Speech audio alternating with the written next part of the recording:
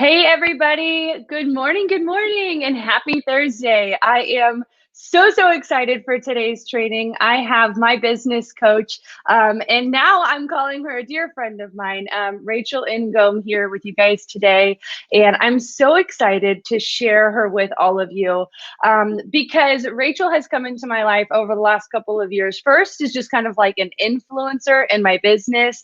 And now we've got more of a working relationship, and she's really helped me understand how to harness the power of Pinterest for my business. And you guys, I have an online business, but I serve a lot of local small businesses, and that's why all of you are here in this group, right? And she's got some incredible wisdom to share with everybody about how even local small businesses can use the online platform of Pinterest. And so a little bit of background on Rachel, you guys, she went basically from $400 negative in her bank account to creating an over six-figure online business through everything that she learned with Pinterest marketing. She's going to talk to you probably about some really crazy stats and growth that she's seen using Pinterest. And I'm sure she'll even share some stories of people that she's known to just completely blow up their business using Pinterest marketing. So Rachel, if you will, introduce yourself and tell us how you got started using Pinterest marketing. And thank you for being here. I'm so excited. Thank you for having me. So, I got started with Pinterest marketing a couple years ago. I was in network marketing, and at the time, I was using Facebook and Instagram to grow that business. And it was really easy at the time to just post on Facebook and see a bunch of comments and make sales. But the logarithm changed back in like 2013, and I was scrambling. I had to figure something else out. And so, basically, started over with Pinterest and blogging, and I didn't have a strategy or anything behind it. It was more, all right, let's just figure this out. And so I just tested and tried all kinds of stuff. And I noticed that my traffic started increasing. And I checked my Google Analytics. I'm like, where are these people coming from? Is Facebook working again? Like, what's happening? And I saw I had 34,000 people every month coming to my blog from Pinterest. And I was just like, mind blown.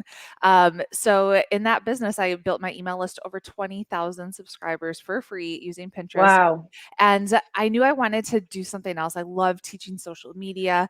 And so it was around August of 2017 that I decided to make a huge pivot and start a new business where I was teaching entrepreneurs how to use Pinterest to get some new leads and sales into their business. And it's been a wild ride ever since. That's so crazy. You said 20,000 people for free onto your Yeah. email list. Yeah. Holy smokes. Okay, so that I think is something that kind of like a lot of like small, like local small businesses minds, because to get 20,000 like leads essentially to a local brick and mortar business, even for an online business in a short amount of time for free, it's kind of like, how? Like, so for you, when you say it was for free, could you maybe break down just a little bit of what that looks like? Because it's not just like you do it once, right? And you just put one thing out there. Can you maybe talk a little bit about how you built up to that? So, creating content that's adding Mhm. value to my ideal client. And so, people on Pinterest are searching for something really specific, and you want to be that person that shows up when they're searching for it. So, Pinterest is a search engine, right? And so, if they're searching for, I'll give the example, intermittent fasting for women, it's something really specific that someone's searching for. If that's my ideal client and that's what they're searching for, I want to be the person that shows up. So, I create content, how to do intermittent fasting for women. So, they come to that blog post, they learn about how to do intermittent fasting, and then I have a related freebie that I'm mentioning within that blog post. And I also have a pop up. There's several places like call to actions of what their next step is going to be so they can keep learning from me. And so that's pretty much how it works. They're searching for something specific. You have a related freebie, everything is related to that specific topic. That's so awesome. Yeah, I know one of the questions that I get asked because I do a lot of like marketing strategy with my clients is Pinterest a social media platform? And you just said it, but can you explain the difference between like Pinterest being social media platform and a search engine? Because that's a big confusing topic. Sometimes they try to be a social media platform, and I'm like, guys, what are you doing? Like, stay in your lane. Stop coming up with like communities, and now they have story pins and like all kinds of stuff. They Um, do? yes, so like we're testing them out, and our impressions are insane, but there's no way to click from someone's story pin to go to their website Oh currently. no. So it's just like Okay, this is cool, but what's the purpose? The main reason you would want to use it is because it is a search engine. And Okay. so think of it kind of like a visual Google, right? And that's the cool thing too about Pinterest is pins show up in Google Images. So they have a really great relationship too. So just you want to get in the head of your ideal client, think what are they searching for? And then how could I be that person that's showing up? And you want to get specific with those search terms. So in my fitness business, I wouldn't just use weight loss, right? It would be, again, I use that specific search term of intermittent fasting for women, or how to start keto for beginners, like something really Mhm. like a specific phrase that they're searching for. And that'll give you a much greater chance of showing up at the top of Pinterest.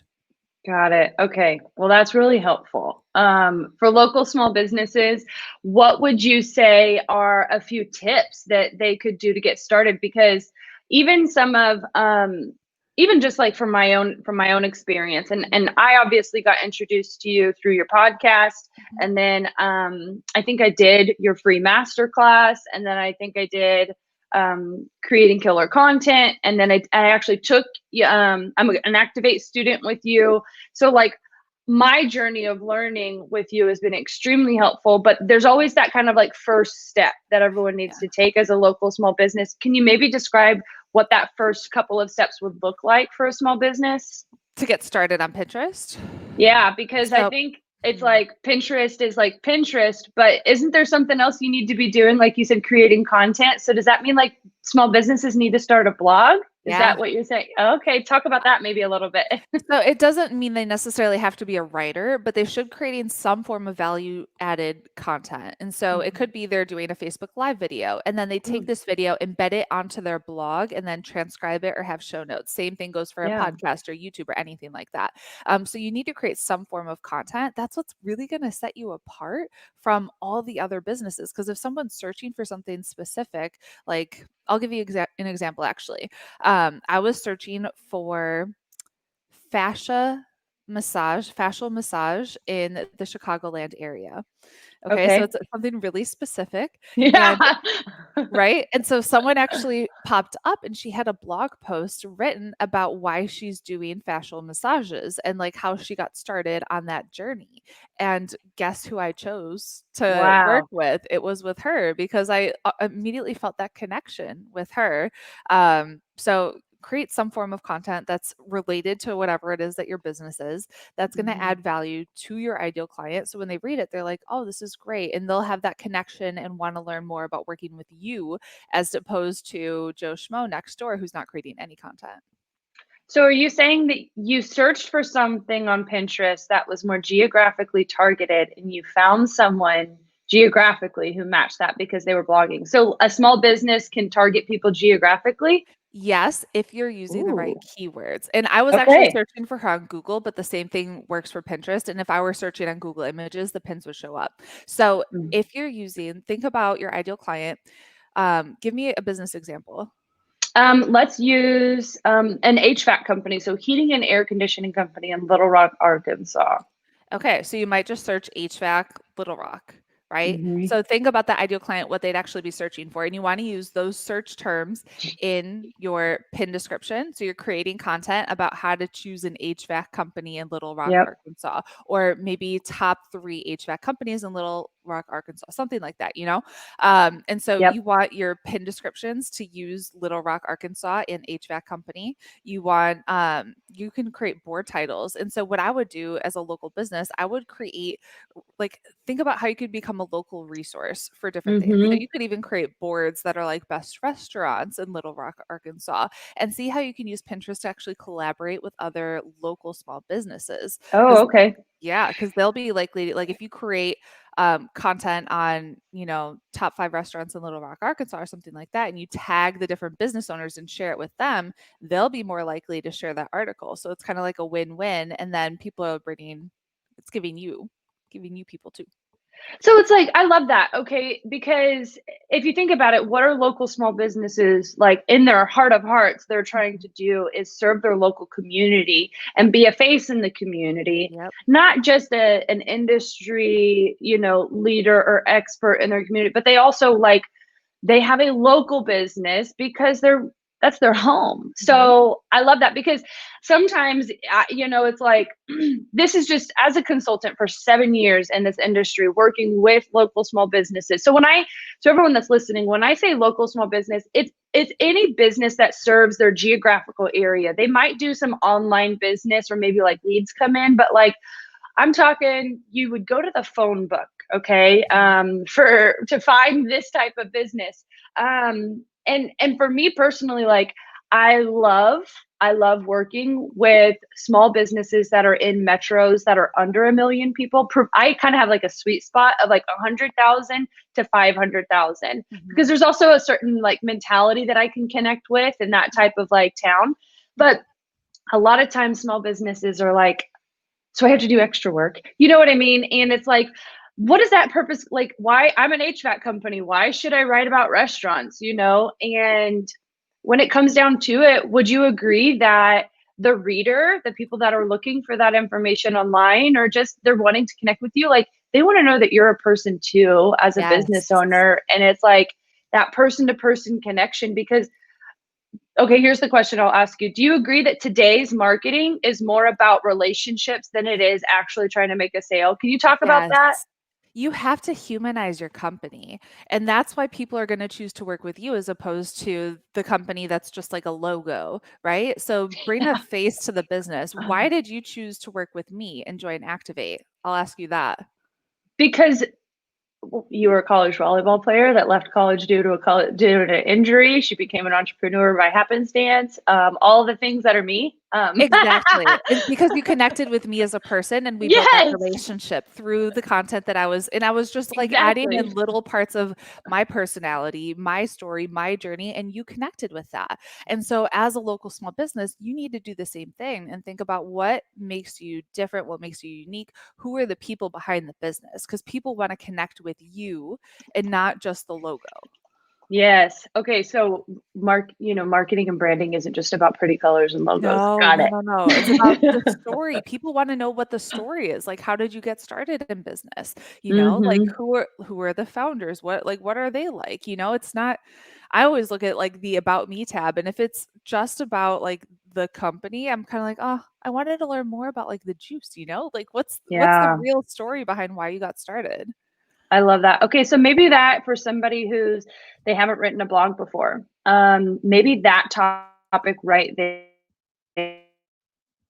like tell your company story. Like Mhm. maybe that's a good first article that they could write. What do you Totally. think about that? And maybe pinning it, you know?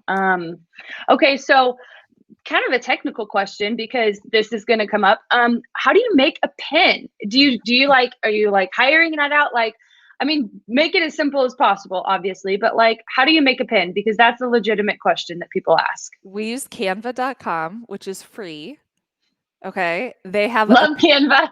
They have a Pinterest template. So you click Yes. Pinterest template, and then all you gotta do is select the one that you wanna do, and then you just add in your brand colors, and it's, like, seriously that simple. So, like, Hmm. back in the day, I remember having to use, like, PicMonkey and then having to select the correct dimensions, like, it's so much easier now than it used to be, so literally, Mm. you could just and then when you wanna create other pins, you just duplicate it, so then you automatically have your brand colors and fonts and everything, and it's so simple. Yes, you could definitely outsource this to somebody for Hmm. very cheaply that can create graphics for you. But if you're doing everything yourself, Canva, easy peasy.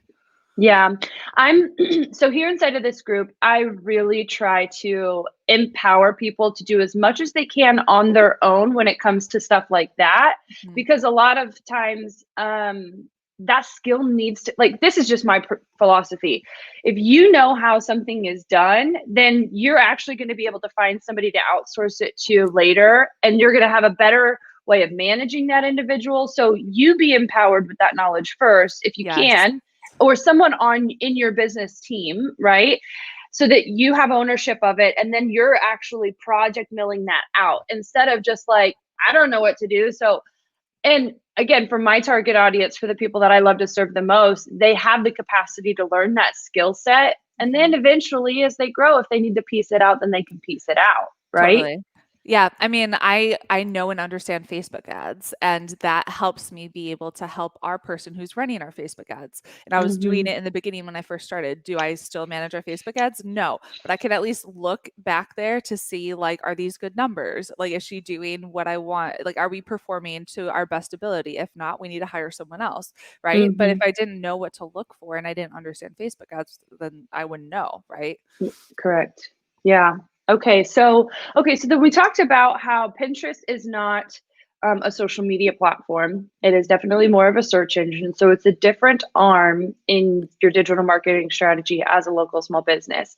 Yes. But how can you leverage what you're doing on Pinterest on social media? Do you have any tips on that? Like, um, isn't there a way to like share social media posts to your Pinterest as a local small business? Because a lot of my clients are people that are here, they do a lot of social media content. So You repurposing content, maybe that's what I'm asking. Yes, you could totally repurpose your content. So you could set up you can use a program like Zapier where like every time you Mm, post on Facebook or you post on Twitter, you post on Instagram, it automatically goes to a specific board on Pinterest. The thing about that though is like the dimensions are different. So like an Instagram is a square post and the pins that perform better are typically like the longer, skinnier pins. So like it's a little bit harder, but you could take that content and maybe create a pin for it. So just yeah, as you're creating the Instagram, like create like a pin, and so it looks the same, but it's just a different dimension. And then you could take yeah, that same content and just repurpose it. But you could easily set up a Zapier. So we have it set up where like every time I pin, it tweets out our pin. So there's awesome. so many, yeah, there's so many different things that you could use to repurpose that content. I don't love necessarily sending people from Pinterest to like Instagram or Twitter, anything else, because they're going to get distracted and you worked Mm, hard to create that content. I love sending them to a blog where you control their experience and you mhm, can control getting them on your email list. So if you yeah. send that person to like a YouTube video, they're going to get lost in YouTube land and forget about you. Yes. Okay. So I'm going to go a little rogue. So it's a little bit outside of Pinterest, but you talk about an email list. Mhm. So you create content, you create a pin, and someone clicks on the pin, they go read your blog, Mhm. and there's some type of either pop up or something for them to get on the email list, and it's a Yep. free. Why would a local small business want to grow their email list, in your opinion? Every business needs an email list. Like your business is your email list. Like if so as a local small business, if you're just counting on people coming into your door whenever you want to serve them, then what happens when coronavirus comes and they can't come to your door anymore? Like how are you going to stay in contact with them or let them know about new offers or promotions or anything like that? Like you have to have an email list where you're able to connect with your customers and just stay in contact with them and let them know what's happening in your business and how can they work with you in the future. Yes. So, like, I worked for my dad's roofing company back in like, I don't know, 2009, 2009. Wow, I can't even say 2010. It was that long ago that it's 2009, 2010. It's a long time ago. Anyways, and I did business development for him. And the only people, so I had like a spreadsheet of like all of our existing customers. Again, this is residential roofing, but all Mhm. of their existing customers. And then a second list of every house that was canvassed where like a door knocker was put on the door or whatever. Those were more what you would consider today in the email marketing world. Like that was my email list because I had their address and I had their first and last name.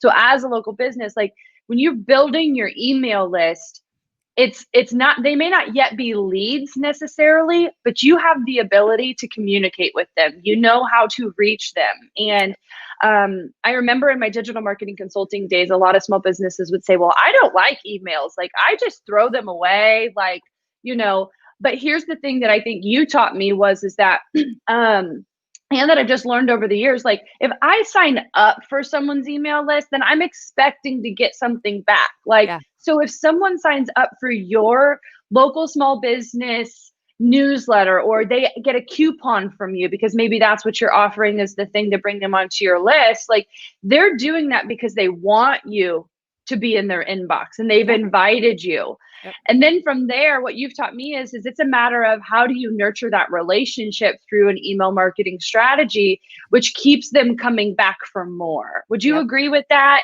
for local small businesses? Totally. Yeah. I mean, you want to get them on your email list. which you own and you can control, and then you want to stay in contact with them. So you don't Mhm. want it to be like, I always say, you don't want it to be like wham bam thank you ma'am, where you're just like contacting them for a booty call and when you want to sell something. So you Right. want to nurture that relationship, and you have, maybe you can set this up where it's automated, where you have a series of emails, like 3, 5, 7 emails that are going out, that are, introducing you as the person behind the company as well, to them, so they can get to know you. And then you're maybe sharing your value added content and how they can work with you in different promotions or different offers. So there's a lot of things you can do with that email nurture sequence, but you want to make sure you Mhm. have that in place. Yeah. And it's not just you're sending emails out when you want to sell. Yeah. So I like one of the biggest reasons, other than wanting to get direct access to your brain, for me joining Activate was I I'm such a systems minded person that like I'm like if it's working, okay, it's like look at franchise businesses that are out there, right? Take a McDonald's, take a Jiffy Lube, take a Marriott hotel chain. Their franchise businesses work because there's a system in place, and someone that is business minded is like, okay, I would like to get access to that system because I know in X amount of years it's going to provide a return on investment, right? Yep. So I wanted access to your knowledge, your system, with Mhm. creating everything that we've kind of talked about today. Like that's why I invested in at least the creating killer content, and then it was like big jump into one-on-one coaching, group coaching with you inside of Activate, because these things, like as being an Activate student, like I've seen you help local small businesses and women in that group grow, not just online and through these strategies, but boots on the ground efforts as well, because it really does all play together. And that's something that I wanted to get across to everybody listening today and on the replay in the future is like your search engine optimization strategy, your social media strategy, your email strategy, what you're doing in traditional media strategy, like they're not all separate entities. And it is really important to blend those together. And I think Pinterest is a really key element in that because it can kind of cross all bounds. You know Yep. what I mean? I think local small businesses are missing the mark if they're not on Pinterest. Totally. Most of them are not. And so imagine how you'll be able to just completely dominate your competition if you actually take this little extra step and start. Yeah, creating content, using keywords for geographical areas. Like, I'm so excited. Okay, so I know that you've got something to share with everybody. I believe that you've got a free cheat sheet. Yep. Do you want to tell people real quickly what's inside of that and how they can stay connected with you? Yeah, so I put together 10 smart strategies that are going to help you double your leads and sales from Pinterest. You can get that by just going to pinwithrachel.com and get started there. Awesome. And you guys, just a little disclaimer, like everything she puts out is absolute gold. Okay. Like the email that I got today about like, are you doing this in your business? Maybe you shouldn't be, like all of that stuff. Like get access to that. Make sure that you do get on her email list because everything that comes out is thoroughly thought through. Is this going to add value to her audience? Like I've had tremendous gains in my business from what I've learned from her. So make sure that you get connected with her. And other than that, Rachel, thank you so much for coming in and sharing with our group. I know we're going to get some awesome feedback, and thank you. Thanks for having me. All right. Take care, everybody.